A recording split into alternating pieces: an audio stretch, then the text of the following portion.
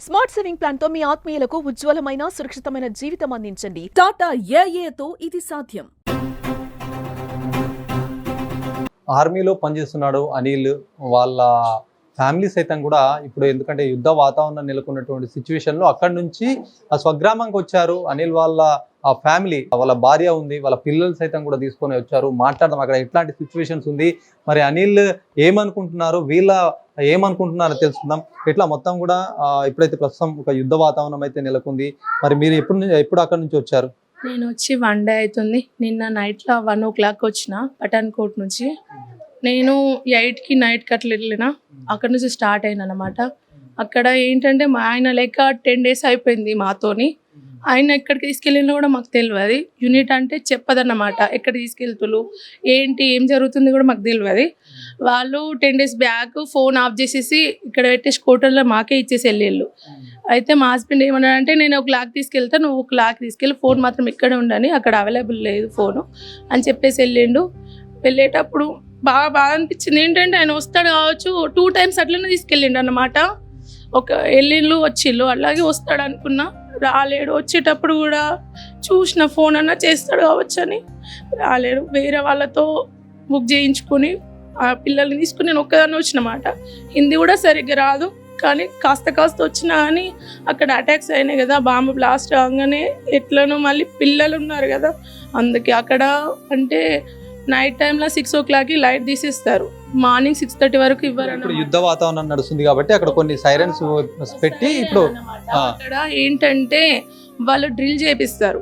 6 o'clockకి light of. మనకు ఇది సింధు అది మిషన్ చేశారు కదా మంగళవారం రోజు, ఆ రోజైతే మాకు నైట్ అసలు నిద్రనే లేదు.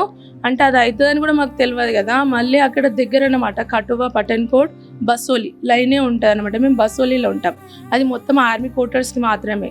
అక్కడే ఉంటాం. అక్కడ ఉంటే వాళ్ళు ఏంటంటే మాకు చెప్పలే, అంటే ఇట్లా జరుగుతుంది అని. నైట్ మొత్తం 6 నుంచి ఇంకా టైట్ చేసిళ్ళు అనమాట.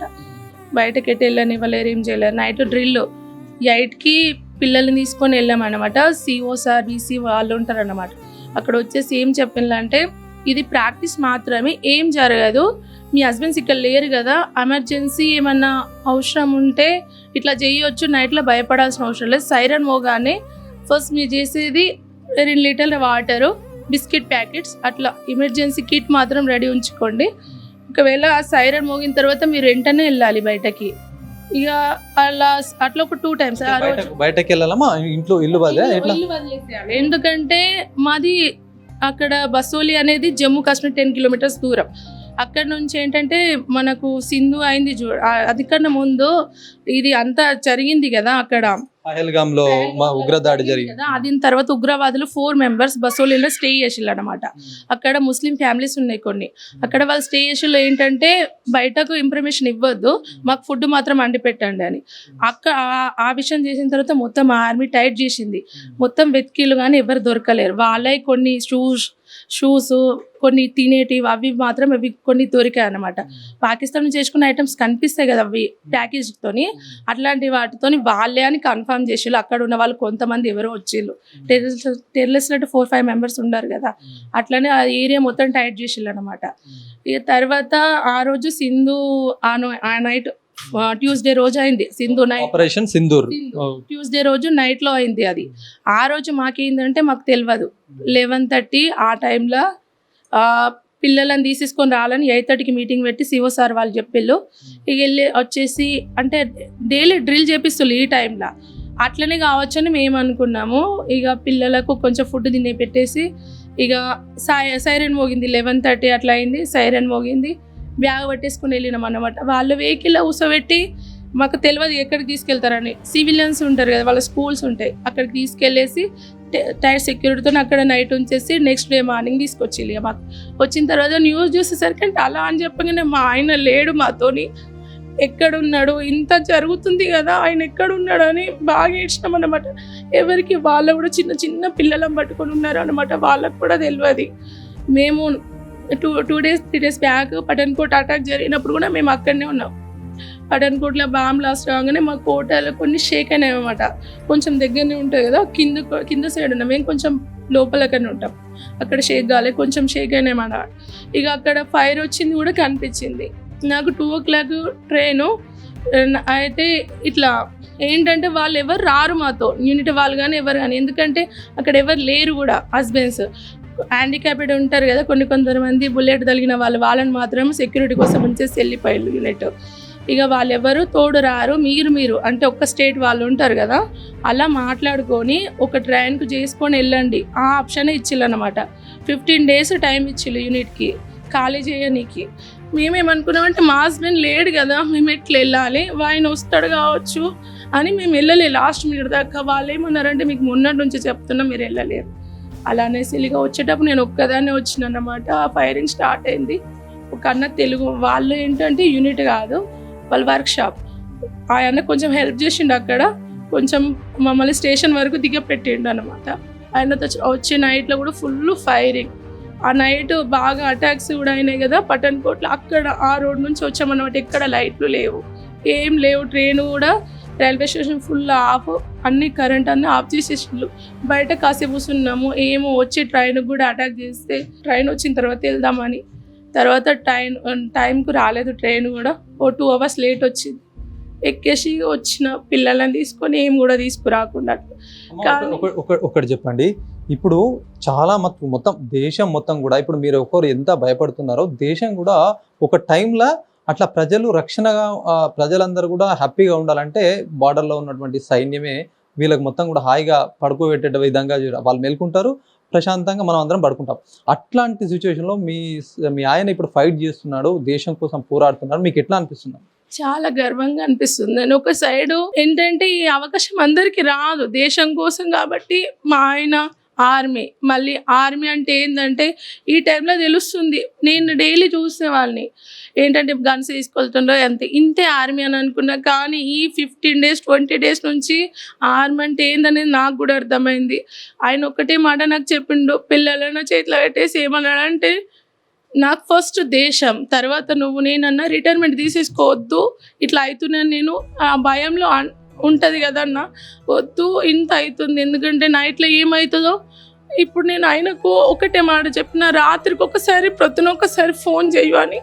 ఎందుకంటే అట్లుంది కదన్న, నైట్ ఏమవుతుందో మార్నింగ్ ఏ న్యూస్ ఇనాల్లో కూడా తెలుస్తలేదు కదా.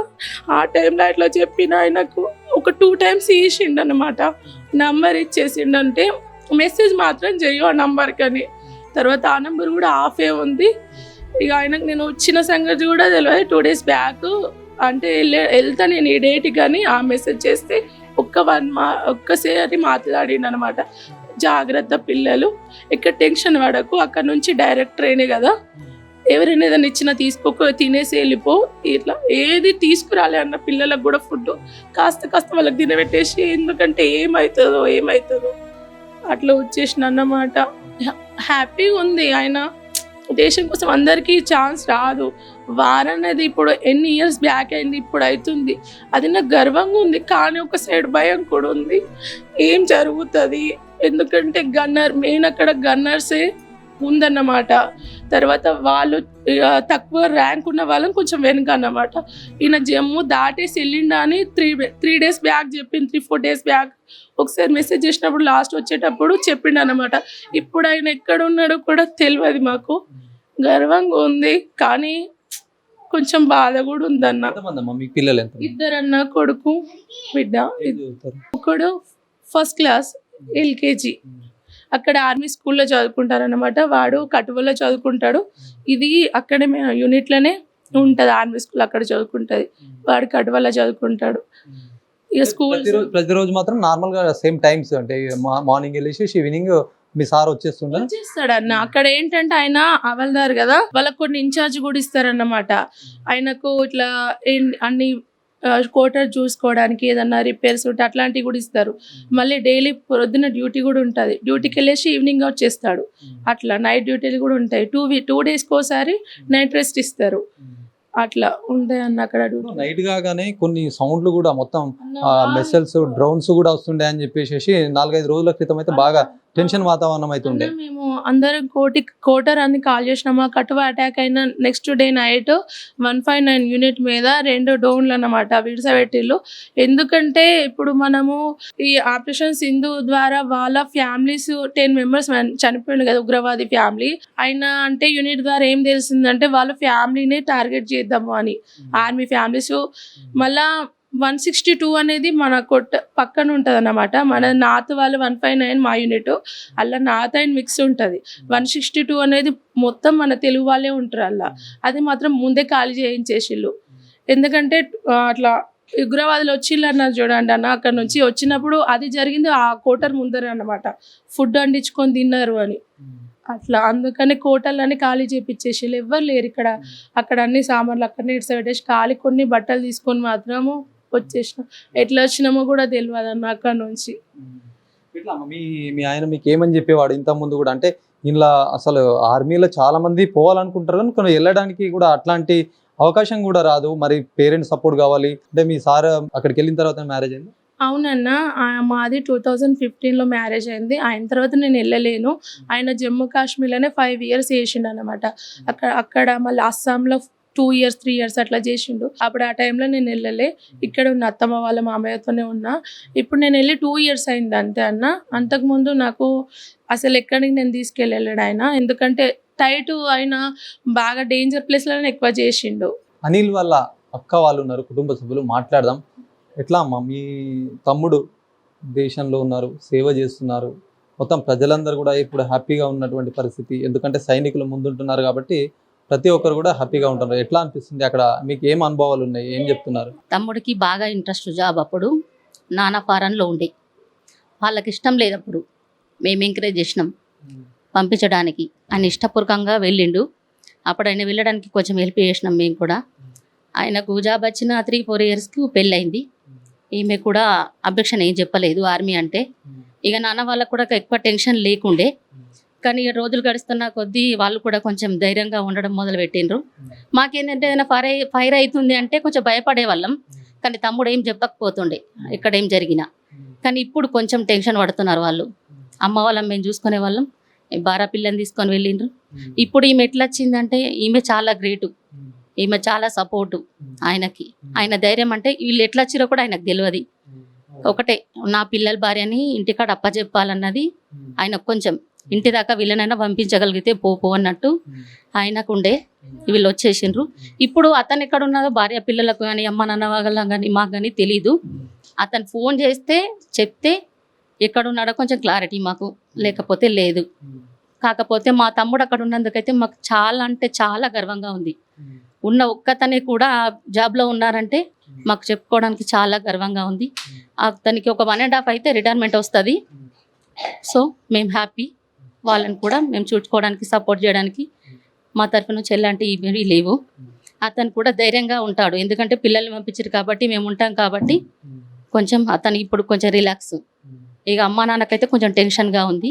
ఇక లాస్ట్లో ఇట్లా జరుగుతుంది కదా, అలా కొంచెం టెన్షన్.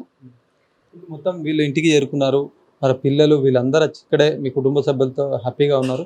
మరి ఇప్పుడు అక్కడ పరిస్థితులు వేరు, ఇక్కడ పరిస్థితులు వేరు. పిల్లల్లో కానీ ఏమన్నా ఎట్లా అనిపిస్తుంది వాళ్ళ పిల్లలు ఉండడం కానీ? అయితే సార్ చాలా భయపడారు, అలర్ట్గా కూడా ఉన్నారు. అందుకు సంతోషపడాలి. నైట్ సౌండ్కి అక్కడ ఉన్న దానికి అలవాటు పడిపోయి సైరన్ వచ్చింది మమ్మీ పరిగెత్తుదామా అని చెప్పి లేచి నిద్రలో కూడా అలర్ట్గా ఉన్నారు. వాళ్ళకంతా అలవాటు అయిపోయింది ఆర్మీ అంటే. వాళ్ళ చదువుకునే కానీ వాళ్ళు ఉండే పద్ధతి కానీ వాళ్ళ నాన్న అమ్మ నేర్పింది కానీ వాళ్ళకు చాలా అలవాటు అయిపోయింది అన్నట్టు. ఆ ట్రైన్ సౌండ్కి లేచి పరిగెత్తుతున్నారు నైట్, వెళ్ళిపోదాం అని చెప్పి. సైరన్ మోగుతుంది కాబట్టి అదే సైరన్ అనుకున్నారు. సైరన్ కు అలవాటు పడిపోయిండ్రు, ఆ ట్రైన్ సైరన్ కు వీళ్ళు అలవాటు అయిపోయిండ్రు నైట్. దానికి మేము చాలా హ్యాపీ అనిపించింది నాకు. అంత భయంలో ఉన్నా కూడా లేచి పరిగెత్తడానికి కరెక్ట్ టైంకి అంత అలౌట్గా ఉన్నారు వాళ్ళు. వీళ్ళని వదిలేసి 15 days అవుతుంది. పాపం ఈమె ఎట్లా నెట్టుకు వచ్చిందో తెలియదు కానీ భయపడుతూ వచ్చేసింది అక్కడి నుంచి. ఇంటి వరకు వచ్చిందాక కొంచెం టెన్షన్ కానీ, ఇంటికి వచ్చిన 2 days వరకు ఆయనకు తెలియదు ఇంటికి చేరిన విషయం. మెసేజ్ పెట్టిన తర్వాత ఫోన్ వస్తే రాత్రి చెప్పినాం అనమాట ఇంటికి వచ్చిర్రని. సో ఇప్పుడు కొంచెం తమ్ముడికి ధైర్యం, పిల్లలు భార్య ఇంటికైతే చేరిండ్రు. ఇప్పుడు నాకు ఎట్లా ఉన్నా పర్వాలేదు, ఇక తనకు తాన్ని చూసుకోవచ్చు, టెన్షన్ లేదు, అమ్మ నాన్నకు ఆమె అయితే ఉంది కదా అన్నట్టుగా. ఆమె కూడా అమ్మ నాన్న చాలా బాగా చూసుకుంటుంది, మమ్మల్ని కూడా. So happy.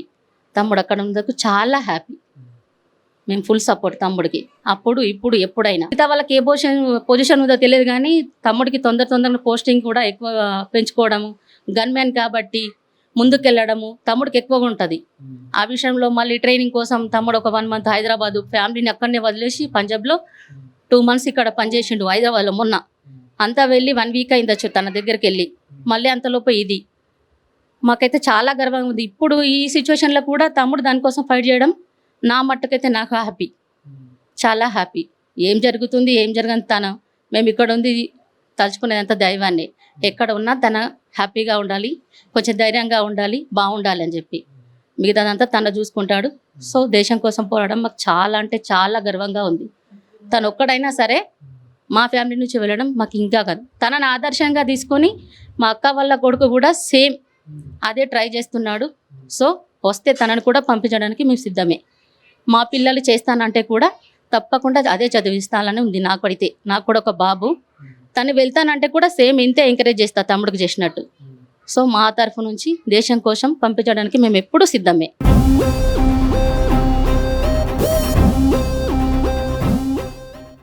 ఎన్నో క్లాస్?